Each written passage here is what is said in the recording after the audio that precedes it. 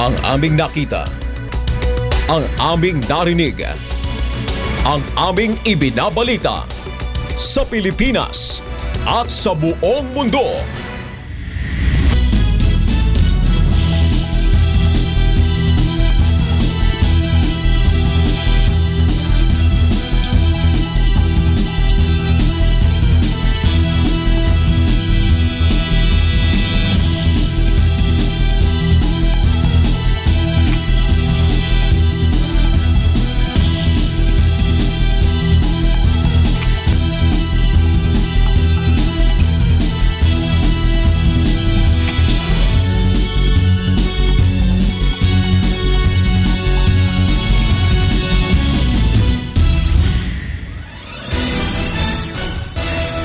Magandang hapon, Pilipinas at sa buong mundo.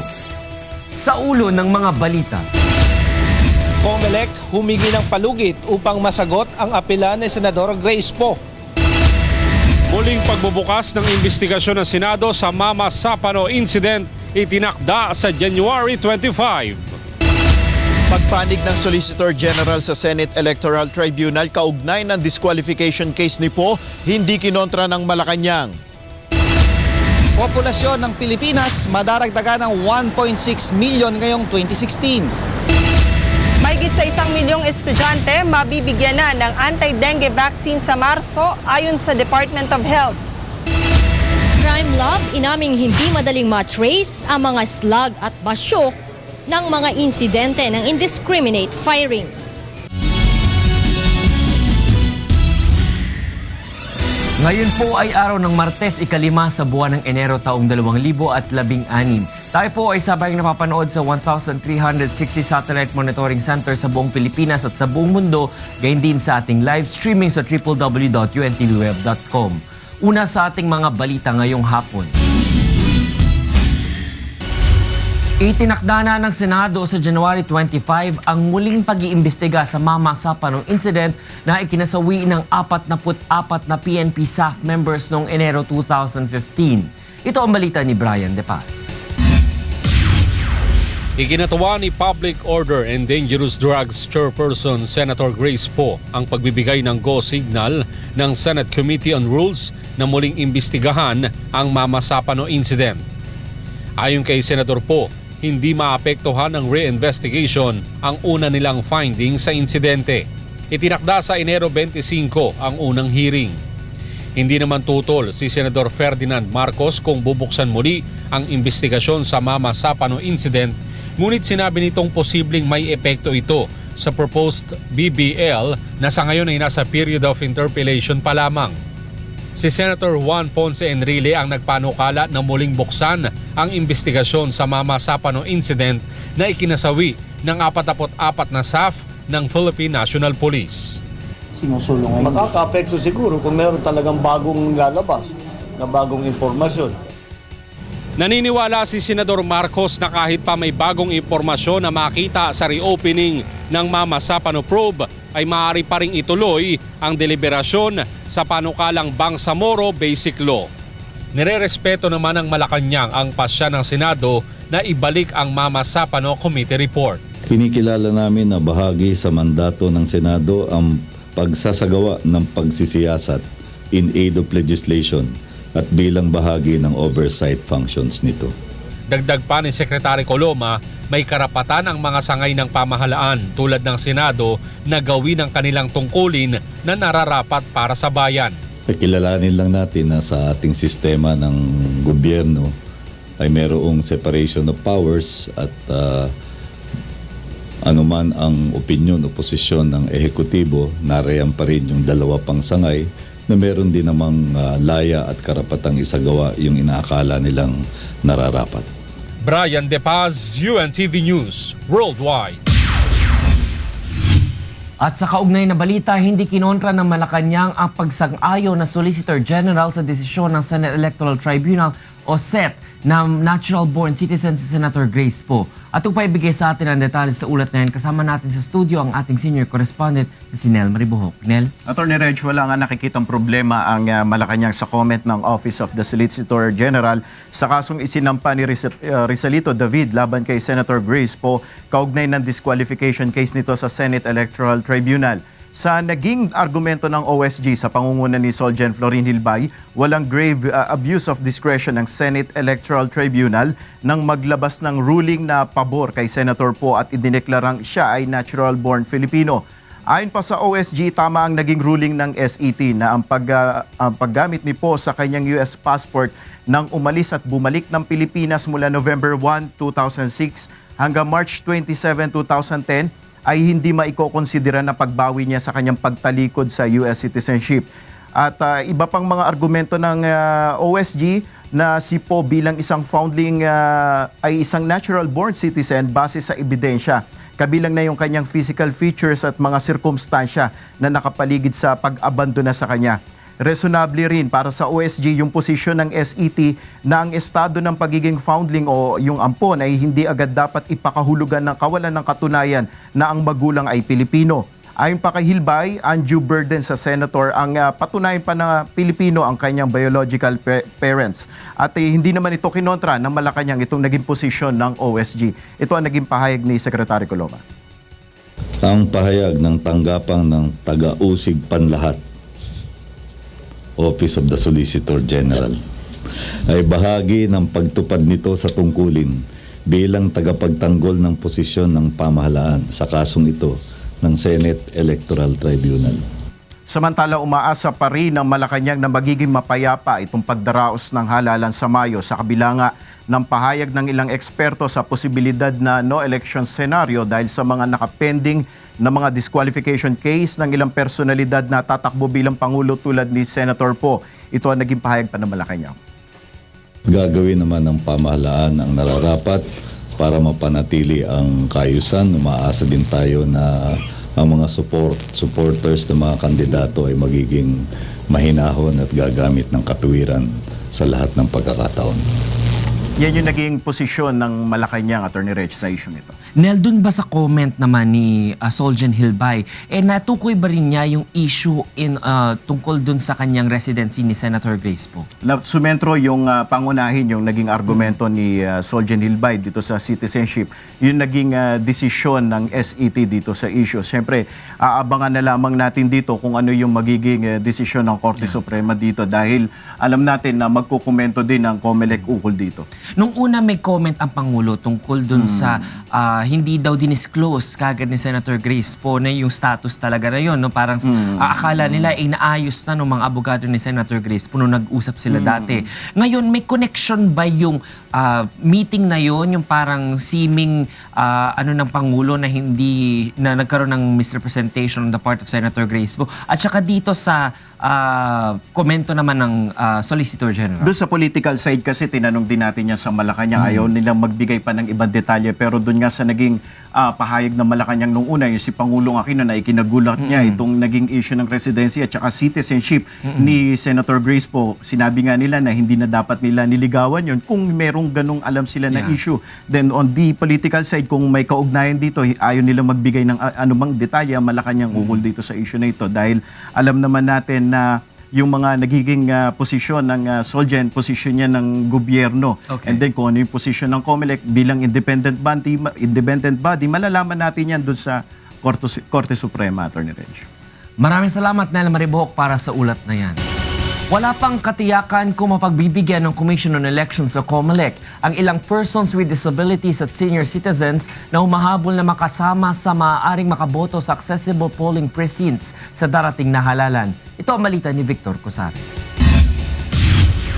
Sa tala ng Commission on Elections, nasa 209,000 ang mga persons with disabilities o PWDs at senior citizens ang nagsabing gusto nilang mailipat sa Accessible Polling Precincts o APP upang hindi mahirapang makaboto sa 2016 elections. Ayon kay COMELEC Chairman Andres Bautista, maraming persons with disabilities at senior citizens ang humahabol na mailipat sila sa APP dahil kailan lang nila nalaman na maaari pala ang sistemang ito. Gayunman, sinabi ni Chairman Bautista na hindi pa tiyak kung mapagbibigyan nila ang kahilingang ito. Sa record ng COMELEC, nasa 6 hanggang 7 milyon ang mga PWD at senior citizen ang rehistradong botante sa buong bansa.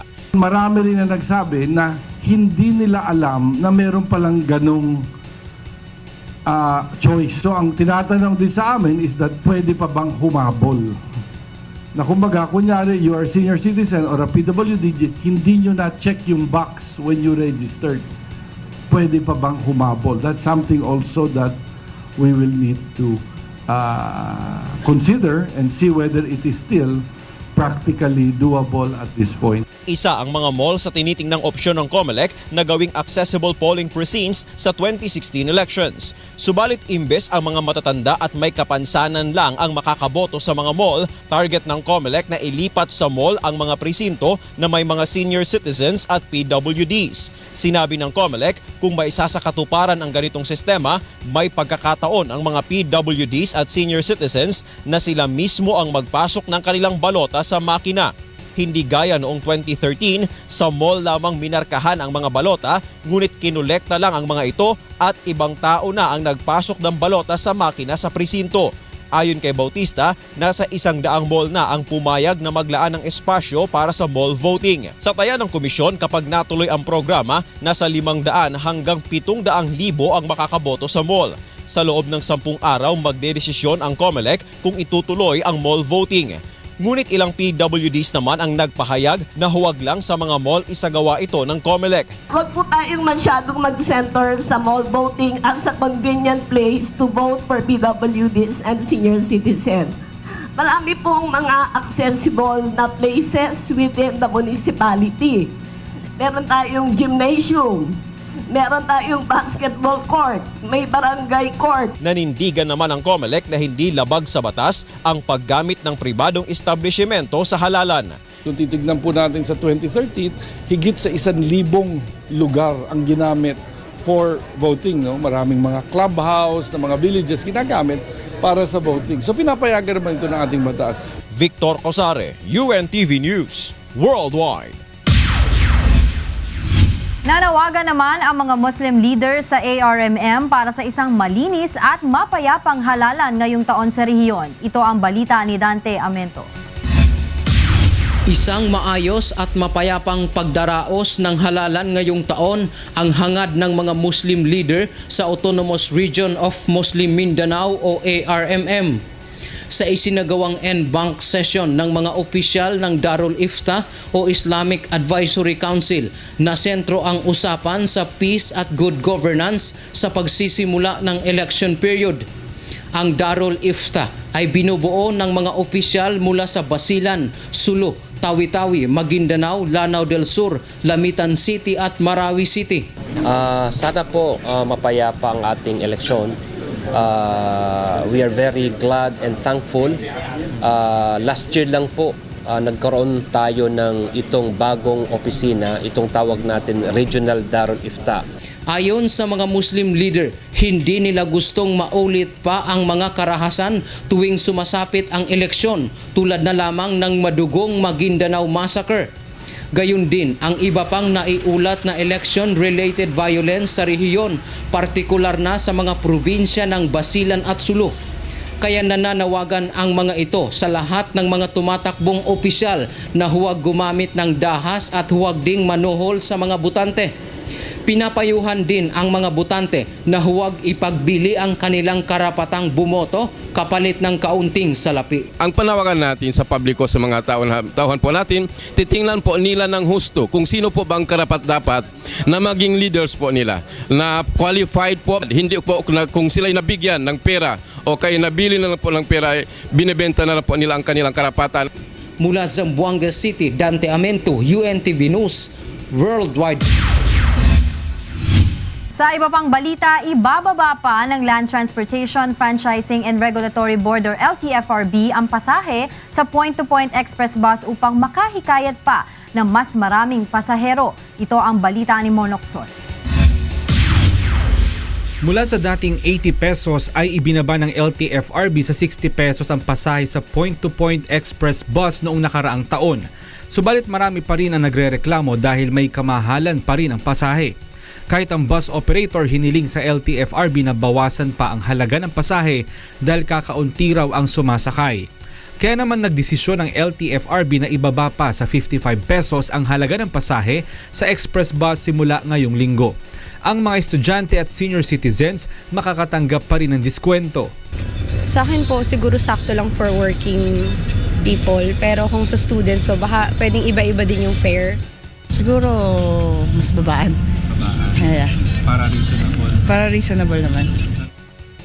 We will also i-approve din namin yung reduction dahil para rin naman ito sa ating mga kababayan na sila rin yung humiling na ituloy yung ating Holiday Express bus which we are now calling premium point-to-point bus service. Halos 4 na linggo na nag-ooperate itong point-to-point express bus ng LTFRB. Pero hanggang sa ngayon ay hindi pa ganoon kadami yung mga taong sumasakay dito. Katulad itong bus na ito, papaalis na siya pero tatakbo pa lamang ang kanyang sakay. Ito ngayon ang inaalala ng mga operator dahil kung magpapatuloy na ganito kakaunti ang mga sumasakay ay siguradong malulugi sila. Tuwing rush hour lang siya marami. Ganun lang. Pag ganito oras wala. Hiniling naman ng mga bus driver na sana ay mailipat ang terminal sa Trinoma sa may SM North upang hindi mahirapan ang mga tao na tumawid. Yung ruta nung namin, di malaman kung saan ng mga pasahero eh.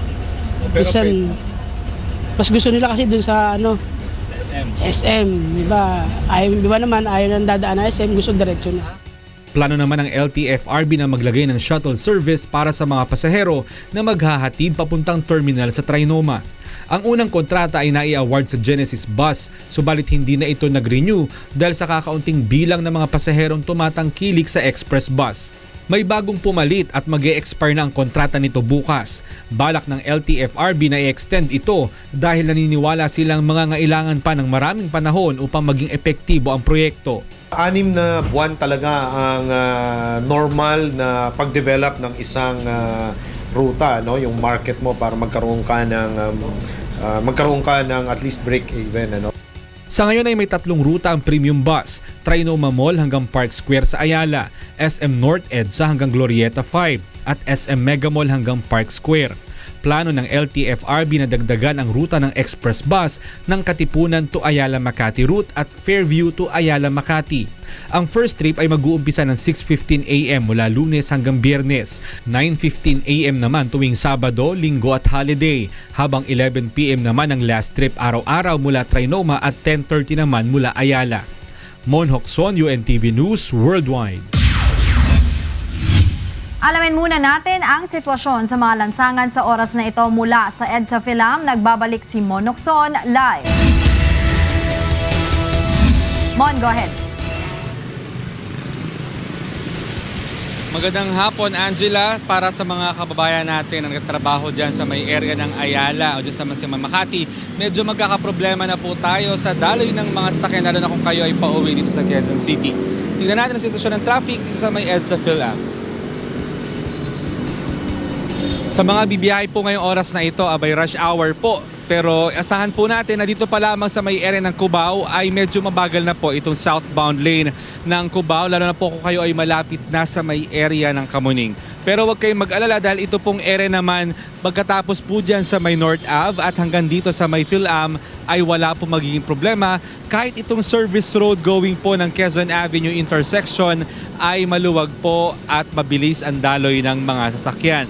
Yun nga lang, pagdating po natin dyan sa may area ng Kamuning, dyan po magsimulang bumagal ang daloy ng mga sasakyan. Tuloy-tuloy po, Cubao southbound hanggang dyan sa may Farmers. At hanggang makarating kayo dyan sa may area naman ng Campo Crame, dyan sa may Santolan. Itong area naman ng Annapolis southbound lane, tuloy-tuloy po sa may Ortigas, bahagyang umuusad. Pero pagdating po ng Ortigas flyover, maluwag na po yan hanggang makarating kayo ng Mega Mall. Yun nga lang, pagdating po natin sa may area ng Pioneer, papunta po ng Orense, dyan na po magsimulang bumagal ang flow ng traffic southbound lane. Moderate to heavy po tayo sa Orense hanggang sa may Buendia at Ayala. Maging ito Magallanes interchange going po ng Pasay sa may TAV ay mabagal na po. Itong area naman papunta po ng QC, manggagaling po kayo ng Pasay, mabagal na po ang flow ng traffic mula po dyan sa may area ng Ayala, Buendia. Dyan sa may Orense, mabagal din po ang daloy ng mga sasakyan. Itong area po ng Pioneer Mandaluyong, mabagal din po ang usad hanggang makarating po kayo sa may crossing. Itong Mega Mall area po ay bahagyang umuusad lalo na kung kayo ay papunta na sa may area naman ng Ortigas Flyover at dyan sa may White Plains, bahagyang babagal po hanggang makarating kayo ng Cubao. Subalit, pagdating nyo naman po sa may Cubao area, lalo na paglagpas po ng NEPA Q-Mart, maluwag na po ang daloy ng sasakyan at wala na po maging problema. Yun nga lang, ito pong area ng Muñoz, nagkakaroon na po ng kaunting build-up. Paalala sa ating mga kababayan na meron pa rin po tayo number coding hanggang mamayang alas 7 ng gabi. Bawal po sa mga lansangan ang mga sasakyang may plate number na nagtatapos sa number 3 at sa number 4. Yan po ang ating traffic update. Balik sa iyo, Angela. Maraming salamat, Monokson. Live na nagulat mula sa EDSA Phila. Nagbabala ang Parañaque government sa publiko at maging sa mga motorista sa matinding traffic kapag nasimulan na ang konstruksyon ng C5 link na magdudugtong sa Cavitex. Ito ang balita ni Darlene Basingan.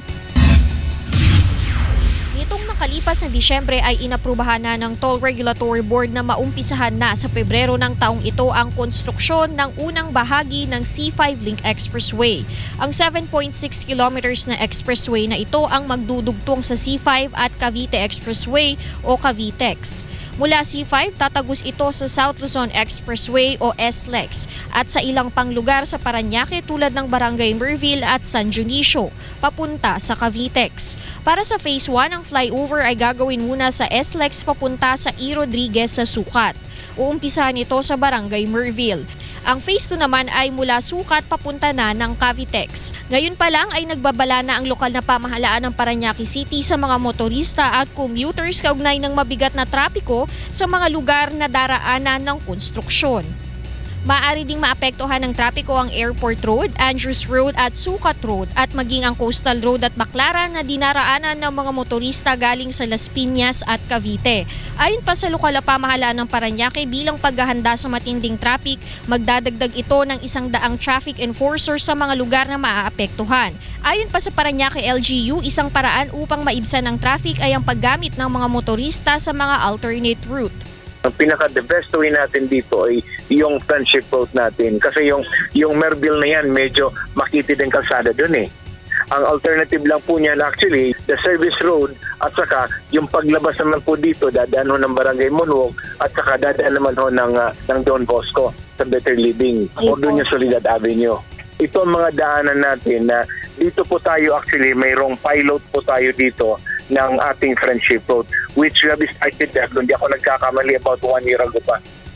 Bukod sa mga pilot Friendship Road, nakikipag-ugnayan na rin ang Parañaque local government sa mga may-ari ng subdivision na buksan ito sa mga motorista bilang karagdagang alternate route. Kapag operational na ang C5 link, maiibsan na ang problema sa trapiko sa Parañaque City at bibilis ang biyahe ng mga manggagaling sa Makati, Parañaque, Cavite, Taguig, Las Piñas at karatig lugar. Tayo po yung humihingi ng ngayon pa lang po, pakiusap po natin na kung dumating na po yung araw na magkakaroon na po ng initialization ng construction natin si 5 link po natin, sana magkaintindihan po tayo, maging maluwag ang pag-iisip po natin na walang gulo mangyari. Because after all, itong konting inconvenience na ito at the end of the day, convenient naman po ang idudulot ito po sa atin. Naglaan ang Metro Pacific Tollways Corporation o MPTC ng 2 bilyong piso para sa unang bahagi ng konstruksyon ng C5 Link.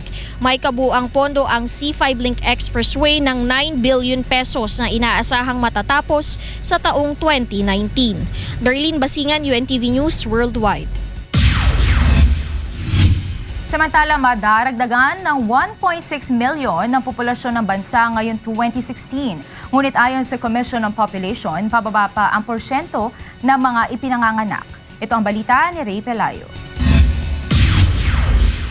Aabot na sa 104.2 milyon ang populasyon ng bansa sa katapusan ng 2016, batay sa pagtaya ng Commission on Population.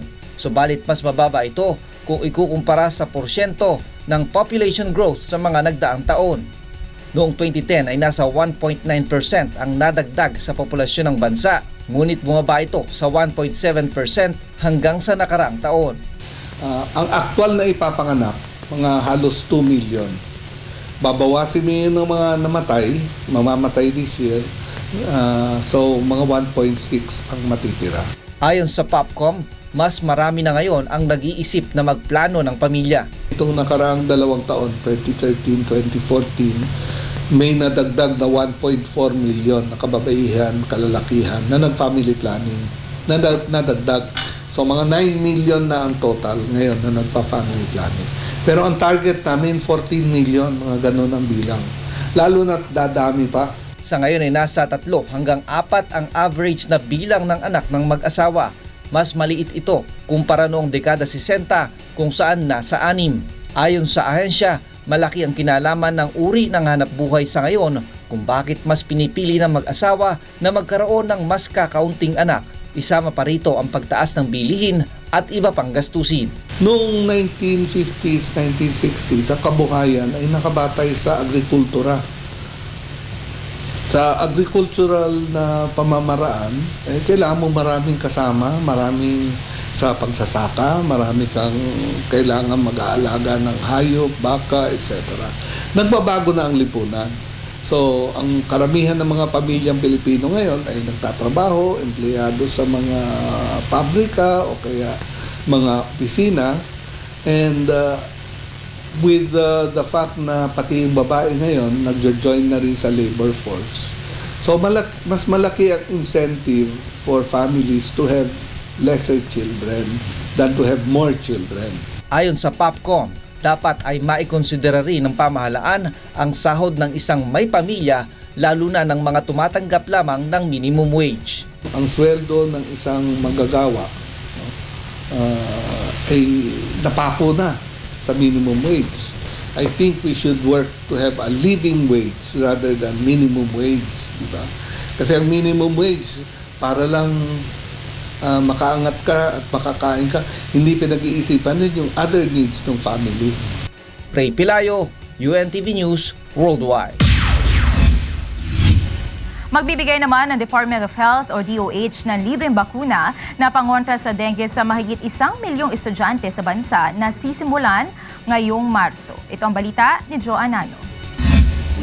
Mahigit sa 1 milyong estudyante sa mga pampublikong eskwelahan sa bansa ang mabibigyan ng libreng bakuna laban sa dengue simula sa darating na Marso. Aprobado na ni Pangulong Benigno Aquino III ang provision of dengue vaccine kung saan babakunahan ng libre ang mga mahihirap na mga mag-aaral na edad 9 o ang mga grade 4 student. The program will be implemented in the later weeks of March. Ito po ibibigay 3 beses, 6 months apart. So the 1,077,623 children will actually be getting the full 3 doses. Sa gobyerno naman, ibibigay natin between 9 to 10 years old kasi yun po ang pinakamataas ang insidente at yun po ang pinakamarami ng pasyente dahil nga ang dengue ay kumakagat sa panahon during school hours. 2 hours after sunrise, 2 hours before Dagdag pa ng sunset. DOH, ang naturang bakuna ay maaari lamang ibigay sa mga may edad 9 hanggang 45. Ang bakunang ito, base sa pag-aaral ng FDA at base rin sa rekomendasyon ng manufacturer nito, it's recommended for those between 9 to 45 years old. Pagka may bakuna yung 9 to 45 years old, yung po ay magbibigay ng proteksyon dun sa mga bata at dun sa mga seniors natin, yung mga may edad. Bakit? Kasi yung source of infection, yung tinitirahan ng karamihan ng dengue virus is between the age 9 to 45 years old. Doon po nakakuha ang lamok ng dengue virus. Ayon sa DOH, ang programa ay popondohan ng pamahalaan sa pamamagitan ng sin tax revenue. Sa pag-aaral ng mga eksperto, tinatayang nasa 16 na bilyong piso ang pondong ginagastos ng pamahalaan taon-taon para sa dengue treatment. Isasagawa ang pagbabakuna sa mga bata sa mga lugar na nakapagtala ng mataas na bilang ng kaso ng dengue. Kabilang narito ang National Capital Region, Region 3 at Region 4A. December 23, 2015, nang maaprubahan ng Food and Drug Administration at Department of Health ang Dengvaxia o ang anti-dengue vaccine sa bansa na pinag-aralan at sinuri sa loob ng 20 taon sa pangunguna ng isa sa mga pinakamalaking pharmaceutical company, ang Sanofi Pasteur, sa buong mundo. Noong nakaraang taon simula January 1 hanggang October 31, 2015, umabot sa mahigit 142,000 ang kaso ng dengue sa Pilipinas na mataas ng mahigit sa 48% kumpara noong 2014.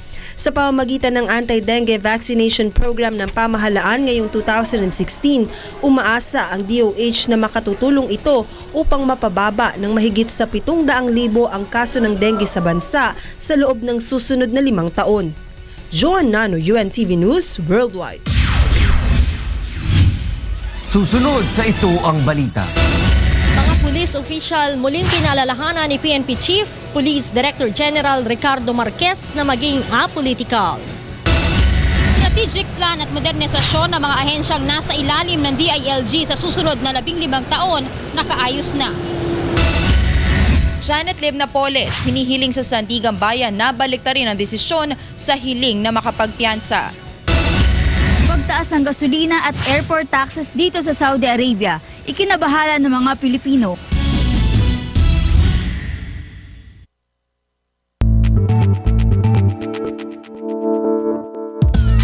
On the 2016th election, it's gonna be a Pinoy Comelec na. All the appointees will have been appointed by the sitting president. Oo, dahil sitting president na ang nakapag-appoint sa kanila by that time. Yes. So, tatakbo ka na nun by that time. Lakad lang ako eh. Wala pa rin desisyon. Na ano, sir? Natatakbo ka. Teka, overtime na tayo.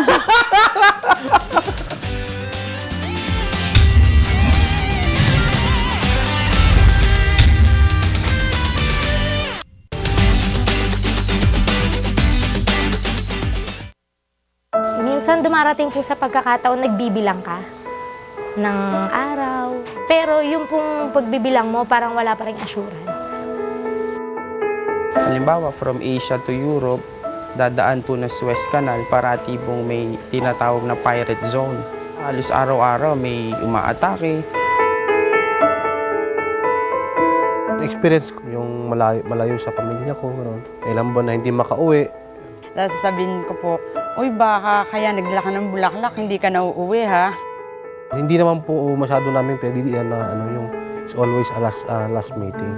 Pero pag nagkasama po kami, parang ganito, I make it assure po na very memorable po yung pagsasama naming pamilya. Parati ko pong pinapaalala sa kanya na mahal ko siya.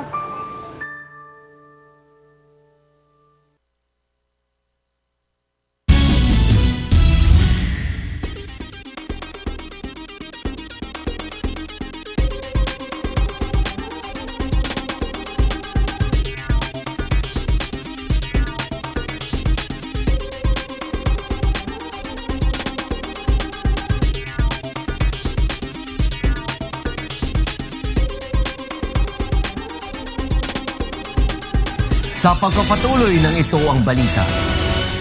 Ipinahayag ng Philippine National Police Anti-Cybercrime Group na hindi sa Pilipinas nangyari ang indiscriminate firing na nag-viral sa social media nito lamang nakalipas na holiday, kaya hindi ito maaaring kasuhan.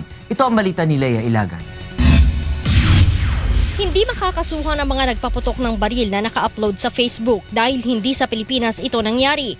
Ayon kay PNP Chief Police Director General Ricardo Marquez, base sa batas, hindi maaaring kasuhan sa Pilipinas ang mga nasa video na nagpaputok ng baril dahil sa kawalan ng jurisdiksyon. Lumalabas sa pagsusuri ng PNP Anti-Cybercrime Group, bagamat mga Pilipino ang nasa video ay sa Guam ito nangyari. May isang na-find out na it happened in Guam. Wala sa jurisdiction natin yun. Ayon kay ACG spokesperson, Police Superintendent J. Guillermo, ito'y base sa locator ng mga nag-upload sa Facebook at sa plaka ng mga sasakyan na nakita sa video. Tinignan yung lugar, nagkaroon ng assessment, kung saan yung location, pati yung mga sa background, pati yung sa mga sasakyan. So nakita ito na yung mga plate numbers is plate number ng Guam. So hindi siya specifically nasa Pilipinas. Although mga Pilipino sila kasi they speak a local dialect, yung Ilocano. Samantala, magsasagawa pa lamang ng ballistics at cross-matching ang PNP Crime Laboratory sa may 30 bala at slugs na nakuha nila sa ilang insidente ng stray bullets noong holiday season. Sa ngayon, Nagko-consolidate pa lamang ng mga nakuhang ebidensya kaya't hindi magiging madali ang cross-matching. Ayon kay Crime Laboratory Director, Police Chief Superintendent Emmanuel Aranas, kahit computerized na ang firearms identification ng Crime Laboratory, kakaunti pa rin ang encoded sa kanilang database. Sa ngayon, nasa mahigit sa 27,000 pa lamang ang recorded na fired bullets at slugs at higit 160,000 naman sa fired cartridge cases o basyo ang naka-upload sa Integrated Ballistic Identification System o IBIS ng Crime Laboratory para sa matching sa mga nakuhang ebidensya. Matapos na makuha ang mga slug, isasalang ito dito sa bullet trucks, i-encode para ma-capture at ma-upload sa database. Saka isasalang sa cross-matching. Maglalabas ang database ng mga pinakamalapit na match at saka mano-manong ipoproseso ng examiner. Subalit kung loose firearms naman at paltik ang ginamit, hindi pa ito naka-encode sa database kaya't mahihirapang matukoy kung sino ang may-ari ng pinaputok na baril. Karamihan ng bullet na nare-recover from crime scene, lalo na yung recovered from sa katawan ng tao, either deformed, fragmented. So mas mahirap.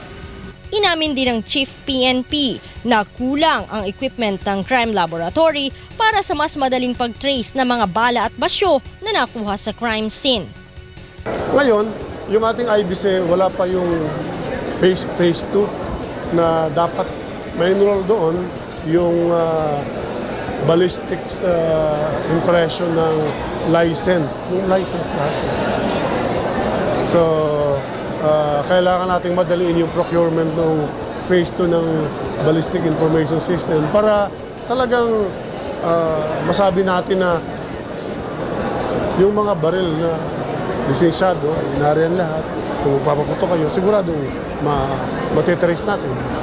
Kaya naman, upang mapigilan na ang pagpapaputok ng baril tuwing holiday season, nais ng pamunuan ng PNP na magdagdag ng mga CCTV camera sa mga madidilim na lugar at bigatan na rin ang pagpapataw ng parusa laban sa mga mahuhuling nagpaputok ng baril. Leia Ilagan, UNTV News, Worldwide. Muling nagsagawa ng Oplan Galugad ang Bureau of Corrections o Bucor sa New Bilibid Prisons. Ito ang balita ni Bernard Dadis. Iba't iba ang pinagbabawal na gamit gaya ng mga appliances, electronic gadget ang nakumpiska ng Bureau of Corrections sa ika-11 Oplan Galugad sa New Bilibid Prisons kaninang umaga. Pinalabas ang mga inmates sa Quadrant 2 at 3 ng Maximum Security Compound at hinalughog ang lahat ng selda. Kumpara sa mga naunang Oplan Galugad, walang mga deadly weapon na na-recover ngayon, bagay na ikinatuwa ng ahensya. Nakakapagtanong din naman tayo sa mga inmate mismo, no? Parang sila, nare-relieve din sila, nagkakaroon ng at peace, no? Ng katahimikan sa kanilang sarili na nang makita nila, masaksihan nila, yung nakuhang napakaraming arma, nakaluwag din para sa kanila, no? Sa katahimikan nila. Especially yung mga dalaw natin. Maraming natuwa doon kasi isipin mo nga naman, pumapasok sila rito, all the while, hindi nila alam, may mga ganun palang kalalaking mga armas na nandito sa loob. Iniimbestigahan na rin ng Bucor ang nasa 5 tauhan upang mapanagot kung bakit nakapapasok ang mga pinagbabawal na gamit sa loob ng NBP at anumang araw ay ilalabas nila ang resulta ng imbestigasyon. Samantala, sinabi ni Schwarzkopf na buo na ang Implementing Rules and Regulation o IRR ng RA 1075 o ang Bucor Modernization Law. Subalit may ilang mga dokumento pa na pinakukumpleto ang Department of Budget and Management o DBM bago isumite kay Pangulong Benigno Aquino III para malagdaan. Malaki ang may tutulong ng Bucor Modernization Law upang mas mapaganda ang serbisyo at sistema sa NBP, gaya ng paglalagay ng scanning at x-ray machine sa entrance upang masuri ang lahat ng mga pumapasok dito. Hindi rin nga unang-una, kulang tayo sa kagamitan, kulang tayo sa personnel, no? At talagang overpopulated tayo. With that implementation ng IRR, malaki may tutulong. Especially doon sa personnel natin, sa taas ng sweldo, no? Para yung moral talaga ng mga personnel natin ay lalong tumaasa ngayon. Umaasa rin ang ahensya na bago matapos ang termino ni Pangulong Aquino ay ma-implement na ang RA 1075. Subalit habang hinihintay nilang implementasyon, magpapatuloy ang Oplan Galugad na sa ngayon ay nasa 50% na ayon sa Bucor. Bernard Dadis, UNTV News Worldwide. Hinihiling ni Janet Lim Napoles sa Sandigan Bayan na bawiin ito ang naunang desisyon na hindi siya maaaring magpiyansa sa kasong plunder kaugnay ng PDAF scam. Ito ang balita ni Joyce Balancho. Nakikiusap ang PDAF scam mastermind na si Janet Lim Napoles sa Sandigan Bayan 3rd Division na bawiin ito ang naunang desisyon na hindi siya maaaring makapagpiyansa sa kasong plunder. Sa inihaing motion for reconsideration ng kampo ni Napoles, sinabi nitong hindi napatunayan ng prosekusyon na nagsabwatan sina Senator Enrile at Napoles upang magkamal ng pera mula sa Priority Development Assistance Fund o PDAF ng senador. Ang pakikipagsabwatan ng isang public official sa ilang individual upang pakinabangan ang pondo ng gobyerno ay kinakailangan upang mapatunayan ang kasong plunder. Ayon kay Napoles, walang direktang ebidensya o testigo na makapagtuturo na ang PDAF scam transactions ay utos ng senador. Base anya sa naging testimonya ni Ruby Tuazon sa korte, hanggang sa Chief of Staff lang ni Enrile na si Attorney Gigi Reyes na ipapadala ang umano'y komisyon mula sa PDAF scam at wala umano itong alam kung natatanggap nga ng senador ang salapi. Binanggit din ni Napoles sa mosyon na tila itinago ng prosekusyon ang ilang ebidensya katulad ng iMac computer at hard drive ni Loy na siyang kinakailangan upang ma-authenticate ang ilang dokumentong iprinisinta sa korte, katulad ng daily disbursement reports ni Loy. Ang argumentong ito ang pagbabatayan ng Sandigan Bayan kung may karapatang magpiyansa si Napoles. Si Janet Lim Napoles ang itinuturong naging middleman ng mga senador at mga kongresista noong umano'y inilagay nila ang kanilang Priority Development Assistance Fund o PDAF sa mga peking non-government organizations o NGOs. Una nang na-deny ang bill petition ni Napoles sa 1st Division na humahawak sa plunder case ni Senator Bong Revilla, habang pending pa ang kanyang kaparehong petisyon sa 5th Division at 4th Division kung saan kapwa-akusado naman sina Senator Jinggoy Estrada at dating Congresswoman Rizalina Lanete. Joyce Balancho, UNTV News Worldwide. Patuloy ang training ng mga piloto ng Philippine Air Force sa nagpapalipad sa mga bagong biling mga eroplano. Samantala, bibili na ang Department of National Defense or DND ng mga armas para sa dalawang bagong FA-50 fighter jets. Ito ang balita ni Rosalie Cos. Ilang beses nang pinalipad ng Philippine Air Force ang dalawa sa pinakabagong eroplano nito, ang FA-50 Golden Eagle fighter jets. Una ito sa 12 target units ng pamahalaan na bahagi ng modernization program ng Armed Forces of the Philippines mula 2016 hanggang 2017. Kulang 19 bilyong piso ang pondo para sa biniling 12 unit ng FA-50 fighter jets ng pamahalaan sa Korea Aerospace Industries. Sa ngayon, kahit may mga nadagdag na eroplano ang Philippine Air Force, wala pang nakikitang pangailangan ng pamunuan nito upang magdagdag ng mga piloto. Sana, pero kung hindi naman ganun kalaki, but not now, in the future, because we intend to get more. No? But now we have sufficient personnel, but in the future we might. Subalit nagpapatuloy naman ang pagsasanay ng mga ito upang mapanatiling maayos ang mga bagong eroplano ng hukbong panghimpapawid. May na-train na pero ongoing. Yung mga tinitrain natin para gumanda yung ating maging proficient lalo ating mga piloto at maalagaan ng mas maganda yung mga kagamitan natin. Samantala, higit sa 106 na milyong piso naman ang inilaan ng Department of National Defense para sa mga ammunition o bala ng bagong fighter jets. Kakargahan ng A-50 gun system nito ng 93,600 rounds ng 20mm ammunition. Manggagaling ang pondo sa AFP Modernization Act Trust Fund. Bukas naman ang itinakdang public bidding at pre-bid conference ng DND para sa mga nasabing ammunition. Rosalie Cos, UNTV News Worldwide. Nailatag na ngayon ng Department of the Interior and Local Government or DILG ang kanilang strategic plan at modernization program para sa 15 taon. Ito ang balita ni Grace Cassie. Sa programang Get It Straight with Daniel Razon kanina, ipinahayag ni DILG Secretary Melcenen Sarmiento ang kanilang plano sa ahensya sa susunod na mga taon. Ayon sa kalihim, mayroon na silang nakalatag na strategic plan, partikular na para sa BJMP, PNP at BFP. Ang mga strategic plan ng bawat organisasyon ay susundin at ipagpapatuloy na lamang ng mga susunod na magiging leader. Target ng ahensya na ang bawat ahensyang nasa ilalim ng DILG ay maabot ang ASEAN standard. Pinapakuha natin sila ng mga taong pwede magproseso para magawa ang isang planong hindi nakabase kung sino ang namumuno. Yung labanan ngayon, yung anong klaseng leader? Yes. 60 kilometers per hour leader o 100 kph leader? Gaano kalayo yung narating mo? Gaano mabilis siya Dahil meron ka ng tatakbuhin.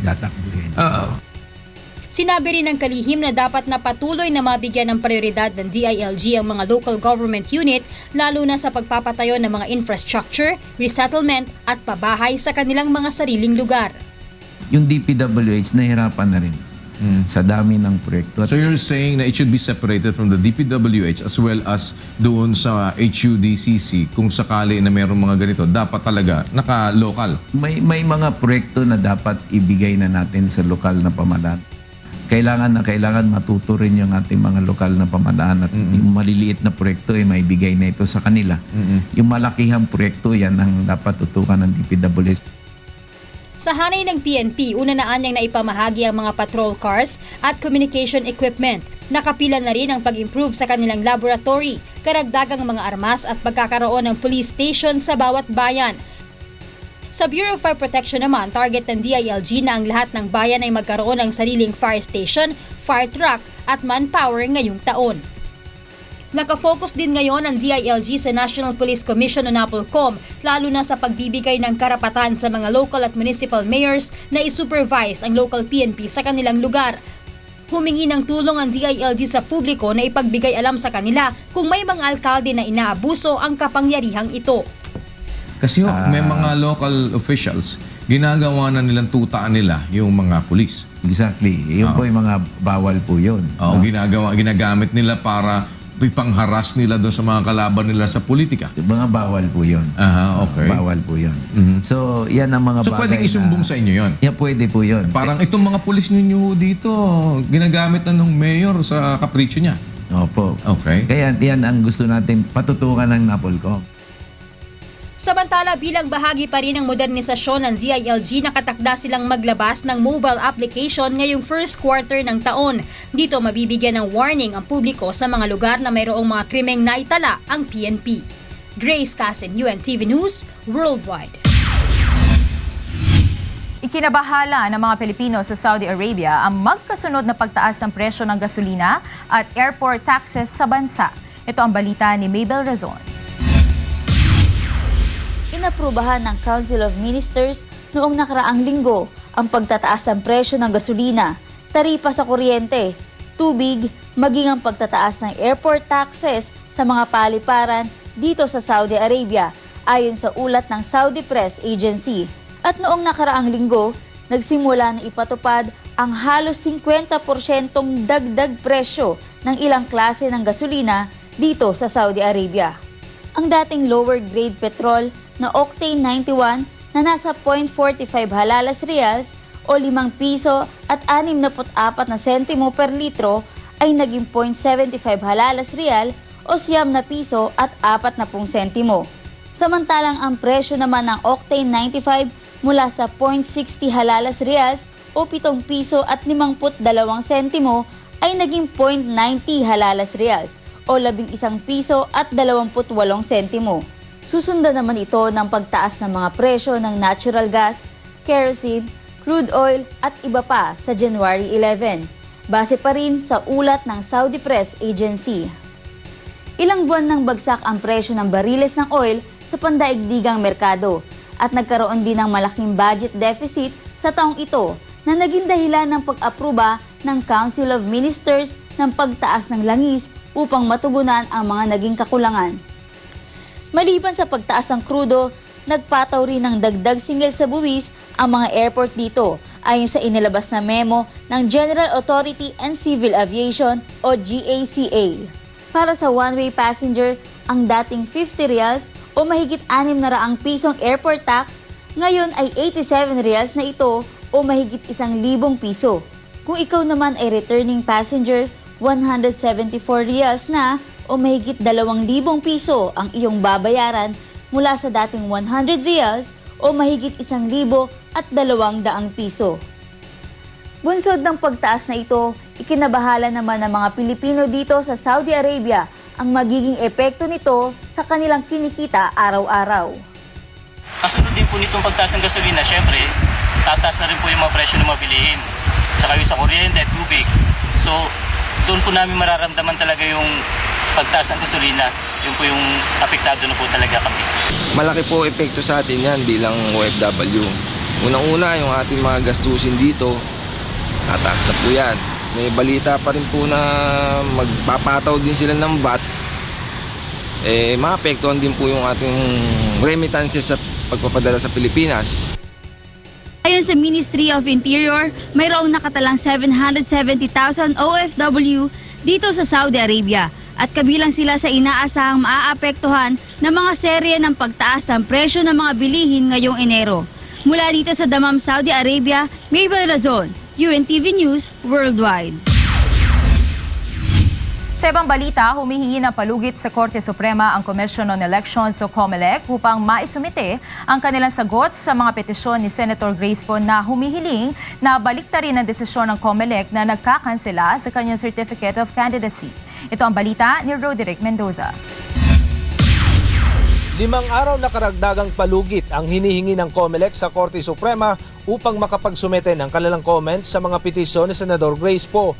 Batay sa utos ng Korte Suprema noong December 28, ngayong Huwebes na ang deadline upang sumagot ang COMELEC sa naturang mga petisyon. Ngunit nais ng COMELEC na payagan silang magbigay ng comment hanggang sa January 12 dahil sa abiso ng opisina ng Solicitor General na hindi sila maaaring tumayo bilang abogado ng COMELEC. Medyo hindi namin inaasahan yon dahil ang deadline ay January 7. So, di ba 10 days kasi ang binigay sa COMELEC at sa OSC. Akala namin ginagawa na nila yung pleading. So, medyo nga kami nabigla pero nandyan na tayo. So, sanay naman kami sa sariling sikap. So, kami na lang ang gagawa ng aming answer. Kahapon ipinaalam ng opisina ng Solicitor General sa Korte Suprema na hindi nila madedepensahan ang COMELEC sa mga petisyon ni Senador Poe. Ang Solicitor General ang tumatayong abogado ng mga ahensya ng gobyerno gaya ng COMELEC at Senate Electoral Tribunal. Ngunit dahil kinatigan na ni Solicitor General Florin Hilbay ang posisyon ng SET na isang natural-born citizen si Poe, hindi na ito maaring tumayo sa panig ng COMELEC. Ito'y dahil taliwas sa ruling ng SET ang desisyon ng COMELEC na nagsasabing hindi natural-born citizen ang senadora. Ayon kay dating COMELEC Chairman Sixto Brillantes Jr., hindi naman ngayon lang tumanggi ang Solicitor General na tumayo sa panig ng COMELEC. Kasi nung nandyan ako sa COMELEC, there are cases where Solgen did not agree with the position of the COMELEC.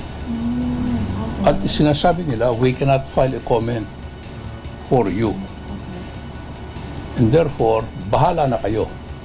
If that is the case, ang humaharap doon kami na at saka yung law department ng COMELEC ang uma-appear, which I think will happen now.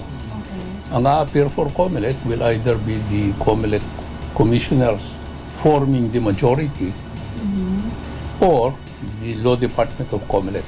Bukod dito, nais din ng COMELEC na mas agahan pa ang nakatakdang pagdinig ng Korte Suprema sa oral argument sa petisyon ni Poe. Mula January 19, nais ng komisyon na itakda na lamang ito sa January 14. Isa sa pinalna nila sa January 18 hanggang 20 ang magiging itsura ng balota bago iimprenta. Kaya nais nilang malinis na sana ito sa mga diskwalipikadong kandidato. Pag ikaw na disqualified ng Supreme Court, your votes will be considered stray votes. Pero ang tanong is, malalaman pa rin ba yung boto? In order to avoid any complexities, mas maganda talaga kasi kung madi-disqualify, dapat tanggalin na sa balota. Ito rin ang dahilan kung bakit nais ng COMELEC na maresolba na ang mga kaso laban sa kandidatura ni Davao City Mayor Rodrigo Duterte. Sa ngayon, consolidated na sa First Division ng COMELEC ang lahat ng petisyon laban sa alkalde Roderick Mendoza. UNTV News Worldwide. Iniimbestigahan na ng South Korean Transport Ministry ang insidente ng pagbukas ng pintuan ng isang South Korean passenger plane galing sa Cebu noong araw ng Linggo. Sa video nakuha mula sa loob ng eroplano, makikita na nakabukas ang pinto nito at maririnig ang malakas na ingay mula sa labas. Makalipas ang 30 minuto sa himpapawid, bumalik ang eroplano na may lulan na 163 pasahero sa Cebu Airport. Wala namang nagtamo na malubhang pinsala sa mga pasahero, ngunit may ilan na nakaranas ng pananakit ng ulo at tainga. Humingi na rin ang paumanhin ng pamunuan ng Jean Air Busan at nangakong bibigyan ng kompensasyon ang mga pasaherong naperwisyo.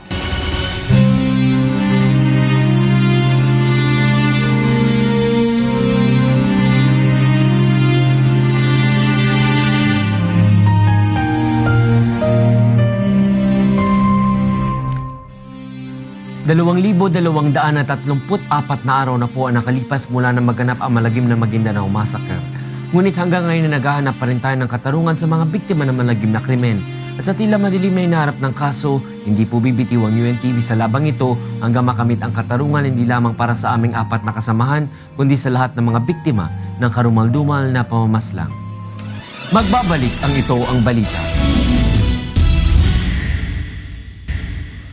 Sa pagpapatuloy ng Ito ang Balita, pinaalalahanan ng pamunuan ng Philippine National Police o PNP ang mga police official na maging apolitical o walang pinapanigang kandidato ngayong 2016 elections. Ito ang balita ni Leia Ilagan. Muling ipinaalala ni PNP Chief Police Director General Ricardo Marquez sa mga opisyal ng PNP na manatiling apolitical o walang papaborang kandidato sa nalalapit na halalan sa bansa. Sa tradisyonal na New Year's call sa Campo Crame, muling ipinaalala ni General Marquez sa kanyang mga tauhan na tanging ang pagpapanatili ng kapayapaan at kaayusan ang papel ng PNP sa halalan at hindi upang pumanig o mangampanya para sa sinumang kandidato. At upang masiguro ito, magsasagawa siya ng reshuffle sa mga PNP officials. I-rotate muna namin during election period. Lalo na yung mga those who had been there for 2 years or more. Those who have relatives running for elective office. Hinamon din ng general ang mga pulis na mas paigtingin ang pagbabantay kumpara noong nakaraang 2010 at 2013 elections.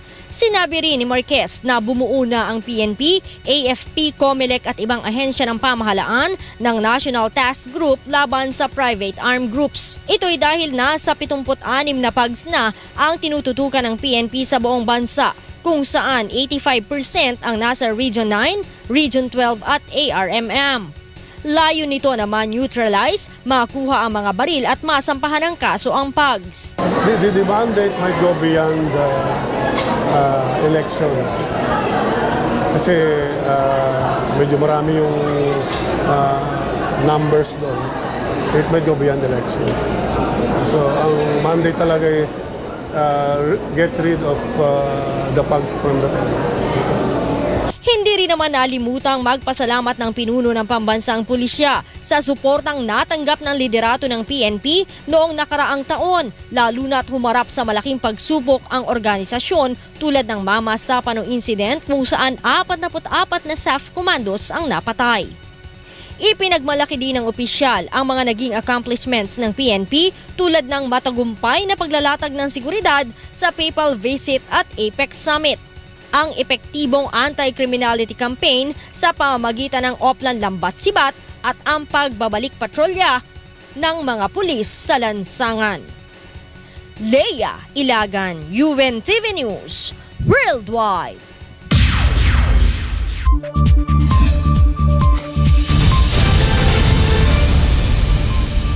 Alamin natin ang latest sa lagay ng panahon mula kay Ray Pilar na nasa UNTV Weather Center.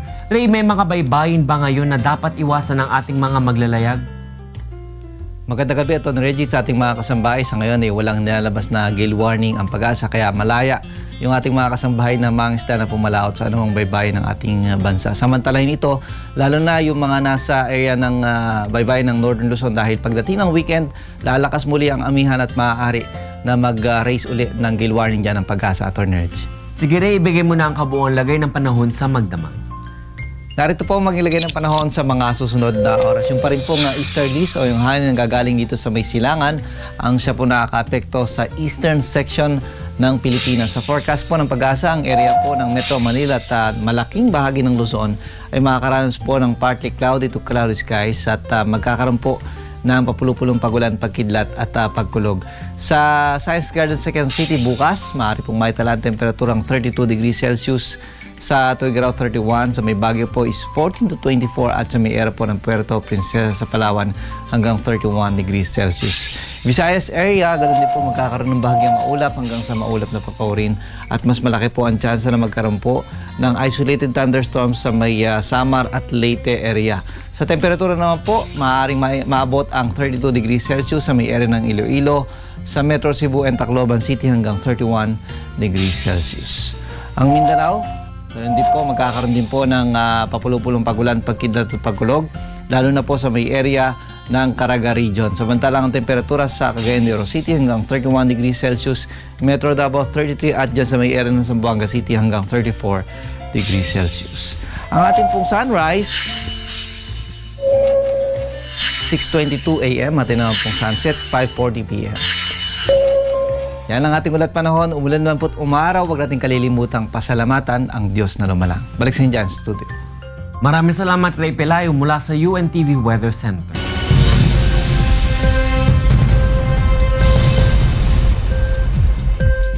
Nakakulong ngayon ang 3 Pilipino sa Saudi Arabia. Sa ulat ng Arab News kabilang sa 44 na hinuli ng pulisya mula December 23 hanggang 31 dahil sa bintang na may kinalaman o ugnayan sa mga naghahasik ng kaguluhan sa bansa. Maliban sa 3 OFW, nakakulong din sa kasalukuyan ang 5 Syrians, 4 na Yemenis, 1 Sudanese at 31 Saudis. Kinukumpirma na ng Department of Foreign Affairs o DFA ang ulat na ito ng Embahada ng Pilipinas sa Riyadh. Inilalatag na ni US President Barack Obama ang pagpapatupad ng mas mahigpit na gun laws dahil sa tumataas na kaso ng gun violence sa Amerika. Samantala, pinutol na rin ng Bahrain, Sudan at UAE ang diplomatic ties sa Iran kasunod ng insidente ng panununog sa Embahada ng Saudi Arabia sa Iran. Yan at iba pang balitang abroad sa ulat ni Marge Navarro. Sa Middle East, sumunod na rin ang Bahrain, Sudan at UAE sa Saudi Arabia na pinutol ang diplomatic ties sa Iran matapos ang panununog sa Embahada ng Saudi Arabia sa Tehran. Nagsimula ang hindi pagkakaunawaan ng Iran at Saudi Arabia matapos na bitayin ang isang Shiite cleric. Ang United Arab Emirates ay nag-downgrade na rin ng diplomatic team nito. Pinutol na rin ng Riyadh ang relasyon sa Iran at binigyan ang mga diplomats ng Tehran ng hanggang ngayong araw para lisanin ang Saudi Arabia. Sa kabila nito, nananawagan naman ang international community sa Saudi Arabia at Iran na resolbahin ang lumalalang diplomatic tension. Sa China, 14 ang nasawi at mahigit 30 iba pa ang nasugatan nang masunog ang isang pampasaherong bus sa Northwest China. Naganap ang insidente malapit sa isang furniture mall sa Helan County sa Yinchuan City. Kaagad namang naapula ng mga otoridad ang sunog at kaagad na dinala sa ospital ang mga nasugatan. Sa ngayon ay iniimbestigahan pa rin ng mga otoridad ang sanhi ng insidente. At sa Amerika,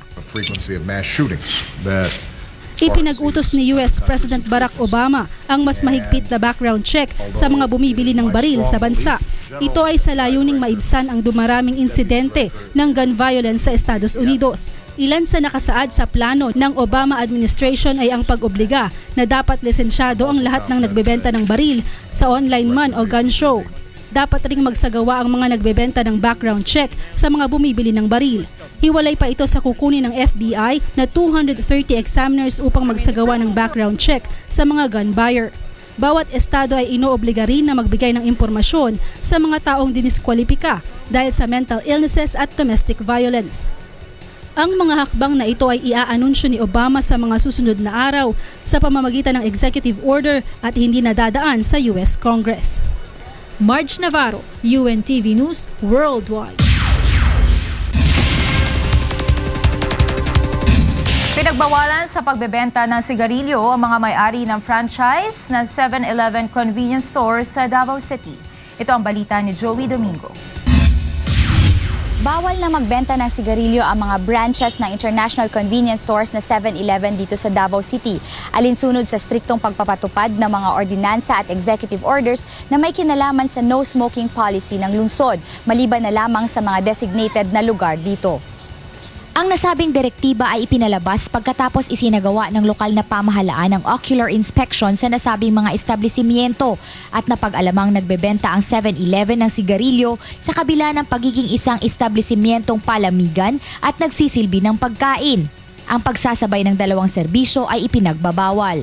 Davao City has already been known because of this ordinance. A lot of cities, local or national here in the Philippines and even outside the country are replicating what the city has done in enforcing this anti-smoking policy. So, we are very, very, very serious. Isinasaad sa Section E of Executive Order No. 4, Serye 2013 na ang pagbebenta ng sigarilyo o kahit na anong produktong may kinalaman sa tabako ay pinagbabawal na ibenta sa loob ng kahit na anong accommodation and entertainment establishments at public buildings. Habang nakasaad naman sa Section 3 ng Anti-Smoking Ordinance, ang mga 7-Eleven na international convenience stores ay nasa accommodation and entertainment category. Dahil dito, ipinagbabawal sa 7-Eleven ang pagbebenta ng sigarilyo sapagkat ito rin ay isang establishmentong palamigan na nagsisilbi ng pagkain. This is really one of the major ordinances that our current mayor, who was the proponent of this ordinance way back, I think we are already on the 14th year anniversary or even 15, I think. So, he is the main proponent of this, so we are strongly implementing this. Ayon naman kay Attorney Domingo, hindi apektado ang lokal na turismo o maging ang revenue ng lungsod dahil sa mahigpit na pagpapatupad ng ordinansang ito. Ever since the anti-smoking policy of the city was put into place, still the tourism has increased. Sales of the various establishments, particularly kaning mga bars and restaurants and everything, has also increased. As everyone can also notice, a lot of new restaurants are still opening. May kalayaang pumili ang mga may-ari ng establishmentong 7-Eleven kung kanila bang ipagpapatuloy ang pagiging isang palamigan o ang pagbebenta ng sigarilyo, ngunit hindi maaaring sabay. Hindi rin maaaring magbenta ng sigarilyo ang mga tindahang nasa loob ng 100-meter range ng mga paaralan. Ang mga mahuhuling 7-Eleven stores na hindi sumusunod o lumalabag sa mga ordinansa at executive orders alinsunod sa no smoking policy ng lungsod ay aalisan ng lisensya, pagbabawalang magpatuloy sa operasyon ng kanilang mga tindahan at papatawan ng kaukulang parusa. Mula dito sa Davao City, Joey Domingo, UNTV News Worldwide.